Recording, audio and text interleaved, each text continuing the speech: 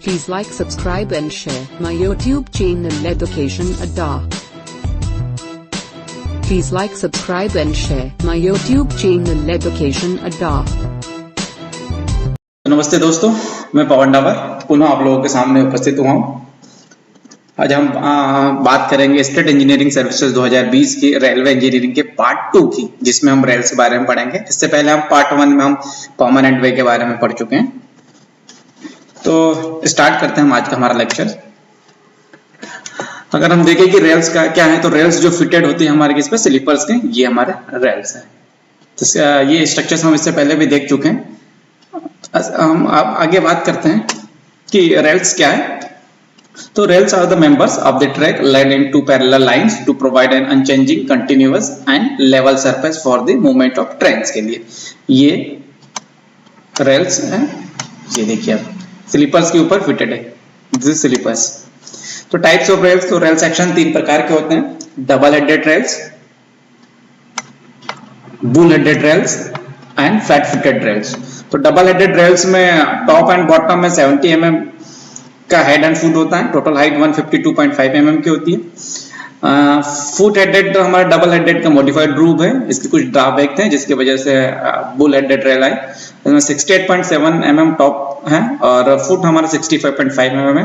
इसके भी कुछ ड्रॉबैक हैं जिसके कारण फ्लैट फुटेड रेल्स जो नाउडेज प्रचलन में है, जिसका हेड 66.7 mm है, फुट है 136.5 mm एंड ओवरऑल हाइट है 142.9 mm। तो अब इनके मेरिट्स एंड डीमेरिट्स देखते हैं जिनके कारण चेंजेस इनमें आए। तो डबल हेडेड दोनों तरफ से यूज कर सकते हैं डबल हेडेड को। Lower surface rough due to contact of chair के बार बार संपर्क में आने का कारण इसका जो लोअर सरफेस होता था वो रफ हो जाता था, जिसकी वजह से ट्रेन की स्मूथ रनिंग इम्पॉसिबल हो जाती थी। इसमें चेयर्स की आवश्यकता पड़ती थी बहुत ज्यादा। इसका जो मेंटेनेंस है वो बहुत ही डिफिकल्ट है। बेरिंग प्लेट की जरूरत नहीं पड़ती इसमें। तो इसके कुछ ड्रॉबैक थे जिसकी वजह से बुल हेडेड रेल्स की जरूरत पड़ी हमारे। ये इजिली रिमूव्ड एंड रिप्लेस हो जाती है, ये जिसका एडवांटेज है। बट इसकी स्ट्रेंथ कम हो जाती थी क्योंकि उसकी क्वांटिटी ऑफ मटेरियल्स कम हो जाते थे। कॉस्टली फिटिंग एंड मेंटेनेंस, इसका जो फिटिंग कॉस्टली है और मेंटेनेंस भी टफ है। ज्यादा चेयर्स की आवश्यकता पड़ती थी फिटिंग के लिए स्लीपर्स और रेल्स के बीच में। बेरिंग प्लेट्स की इसमें भी जरूरत नहीं पड़ती थी। ये इसका एडवांटेज था, लेकिन बाकी इसके डिसएडवांटेज थे इसकी वजह से हमें फ्लैट फुटेड किया है। इसका इन्वेंटेड किया था चार्ल्स विग्नोले ने 1886 में। तो याद रखिएगा किसने इन्वेंशन किया था। ये स्ट्रॉन्ग होती है और do not require any chair, इसमें चेयर की आवश्यकता नहीं पड़ती है। लेस फिटिंग, इसीलिए चेयर की आवश्यकता नहीं पड़ती, लेस फिटिंग रहती है और इकोनॉमिकल इन मेंटेनेंस में होता है। Fastening get loose during movement of train, जो हम फिटिंग करने के लिए जो फास्टनिंग का उपयोग करते हैं वो ट्रेन के मूवमेंट के बार बार के कारण उसमें क्या होता है, लूज हो जाता है। ये इसका एक ड्रॉबैक है। इसमें बेरिंग प्लेट की आवश्यकता पड़ती है। तो आजकल जो यूज की जा रही है रेल्स वो फ्लैट फुटेड ज्यादा यूज की जा रही है। तो हम देखें रेल्स के बाद। Railway rails are generally made of alloy steel containing 0.8 to 0.9% of carbon. Rail components क्या है? कार्बन एंड मैग्नीशियम से मिलकर बना हुआ alloy steel. Length of rail 13 metre and 12 metre होती है। Standard rail, the standard rail section in use on Indian railway are 60 kg per meter, 52 kg per meter, याद रखिएगा 60 kg per meter, 52 kg per meter and 90 R for broad gauge. Standard rail section है ये, जैसे broad gauge के लिए। And metre gauge के लिए 90 R, 75 R and 60 R and narrow gauge के लिए 50 आर। तो यहाँ पे जो आर है वो R stand for revised British specifications है। इसके आधार पर उनका वेट दे रखा सेक्शन का। तो हम देखें कि broad gauge, metre gauge, narrow gauge. तो ब्रॉड गेज को हम इंडिकेट करते हैं बीजी से, याद रखिएगा। इसकी जो विड्थ होती है 1.676 मीटर, मोस्टली यूज हो रहा। स्टैंडर्ड गेज एसजी, इसकी जो विड्थ होती है 1.45 मीटर्स और ये इसका अधिकतर यूज हो रहा है मेट्रो एंड मोनोरेल्स में। दिल्ली मेट्रो को आप देख सकते हैं। थर्ड पे है मीटर गेज, जिसको हम एमजी से इंडिकेट करते हैं और इसकी विड्थ होती है 1 मीटर्स। एंड फोर्थ पे नैरो गेज एनजी से इंडिकेट करते हैं, और इसकी जो विड्थ होती है 0.672 टू 0.61 मीटर्स। और जो कालका शिमला टॉय ट्रेन है, ये इसी का एग्जांपल है नैरो गेज का। आगे देखें हम, अब रेल्स की जो लेंथ होती है वो 13 मीटर की होती है, और हमारा जो रेलवे ट्रैक होता है उसकी लेंथ बहुत ही ज्यादा होती है, तो एक रेल को दूसरे रेल से जोड़ने के लिए हम वेल्डिंग का यूज करते हैं ताकि स्मूथ मूवमेंट हो। तो हम देखते हैं, the purpose of welding is to join rail in together saving in maintenance cost up to कितने 25% मेंटेनेंस कॉस्ट को हम सेव कर सकते हैं। आगे देखें, मेथड्स कौन कौन सी है रेल वेल्डिंग की, केमिकल या थर्मिट, इसके और फ्लश बट, गैस और इलेक्ट्रिक आर्क। तो केमिकल या थर्मिट वेल्डिंग के बारे में देखें, aluminium and iron oxide in powder form में उपयोग किया जाता है और वेल्ड किया जाता है, जिसमें से पाउडर अलग हो जाता है और आयरन ऑक्साइड होता है वो दोनों रेलों को कनेक्ट कर देता है। टेम्परेचर होता है 95 to 1000 सेंटीग्रेड सेल्सियस। ये साइट वेल्डिंग मेथड है, इसमें टाइम की ज्यादा आवश्यकता पड़ती है। देख सेकंड देखिए, फ्लश बट, इलेक्ट्रिक करंट के द्वारा दोनों रेलों को आपस में जोड़ा जाता है। टेम्परेचर जो रहता है 1000 to 1500 Celsius. Economically and efficiently only in workshop. जो ये मेथड है वो इकोनॉमिकल और इफिशिएंटली ये कहां पे, जब वर्कशॉप में हम काम करें। कॉस्ट लो कॉस्ट होती है इसकी। थर्ड है हमारी गैस वेल्डिंग, जिसमें ऑक्सीजन एंड एसिटिलीन गैस का यूज किया जाता है दोनों रेलों को जोड़ने के लिए, याद रखिएगा। Temperature 1200 Celsius. ये साइट वेल्डिंग मेथड है, कॉस्टली प्रोसेस है ये हमारी।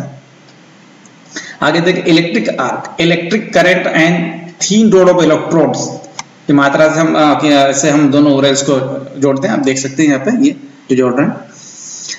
रिक्वायर्ड हैवी वेल्डिंग प्लांट, इसके हैवी वेल्डिंग प्लांट की आवश्यकता पड़ती है, मोस्टली इसी का यूज किया जाता है। तो ये हमारे वेल्डिंग ऑफ रेल्स हो गए। आगे देखें, वियर ऑफ रेल्स। तो कैसा होता है, the separations are cutting of rails due to friction and abnormal heavy loads is called wear.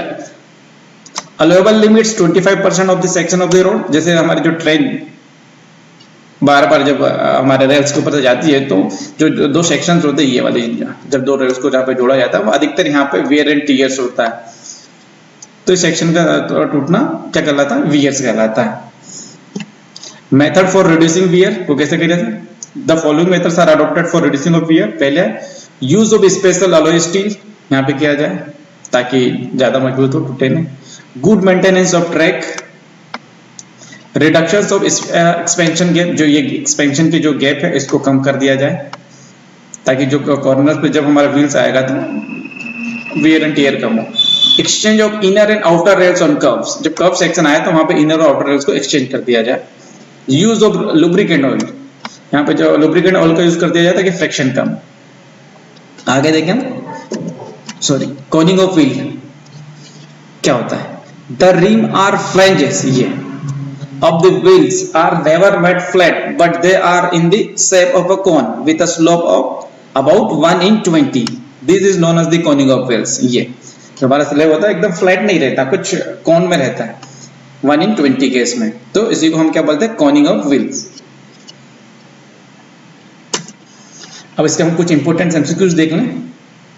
The rail is designed by its, किसके द्वारा डिजाइन होती है, वेट पर यूनिट लेंथ।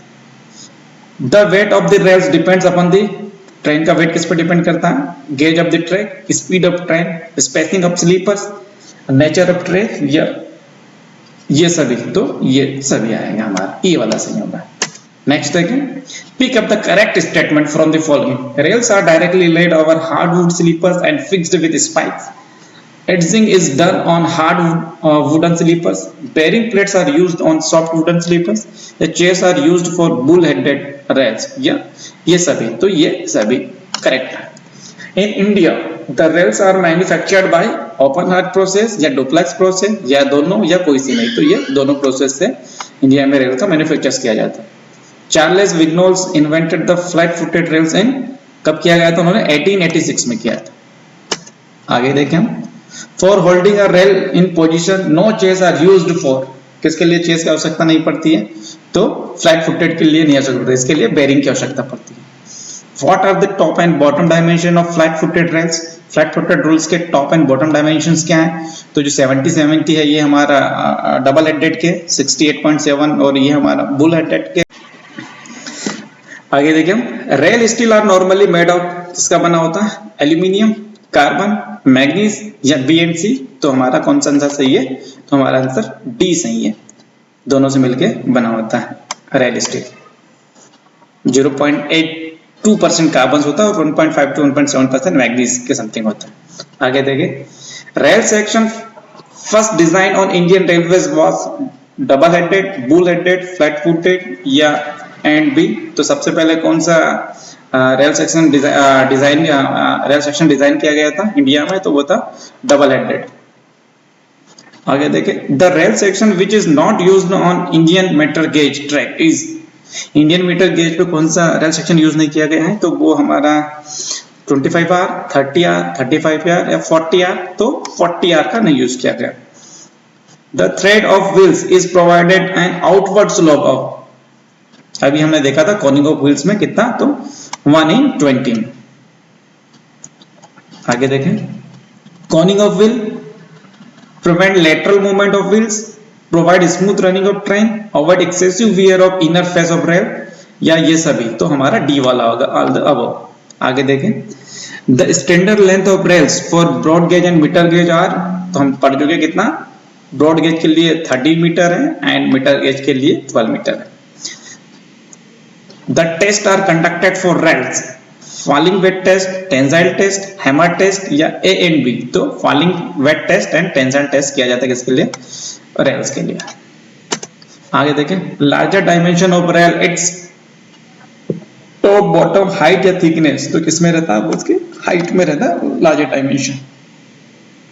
आगे देखें the cross sectional area of 52 kg flat footed rail is। 52 kg flat footed rail का जो cross sectional area है वो हमारा है 6615 mm²। 52 kg rails are mostly used in, कहां पे यूज की जाती है 52 kg? तो ये ब्रॉड गेज पे की जाती है। आगे देखें tensile strength of steel used in rail should not be less than. जो रेल में टेंसाइल स्ट्रेंथ किससे कम नहीं होनी चाहिए? तो वो हमारा 70 मेगापास्कल से कम नहीं होनी चाहिए। Head width of 52 kg rail section is. जो टॉप विथ होती है हमारे 52 kg रेल सेक्शंस की, जिसको हम फ्लैट फुटेड रेल्स भी कहते हैं, तो वो कितना होता है? वो हमारा होता है 66.7 mm। नेक्स्ट देखें 60R rails are mostly used in, कहां पे यूज जाती है? 60R ये मीटर गेज पे, जहां पे R होता है stand for revised British specifications. आगे देखें ordinary rails are made of किसकी बनी होती है? माइल्ड स्टील, कार्बन आयरन या हाई कार्बन स्टील या ए एंड बी। तो ये बनी होती है हाई कार्बन स्टील की बनी होती है ऑर्डिनरी रेल्स।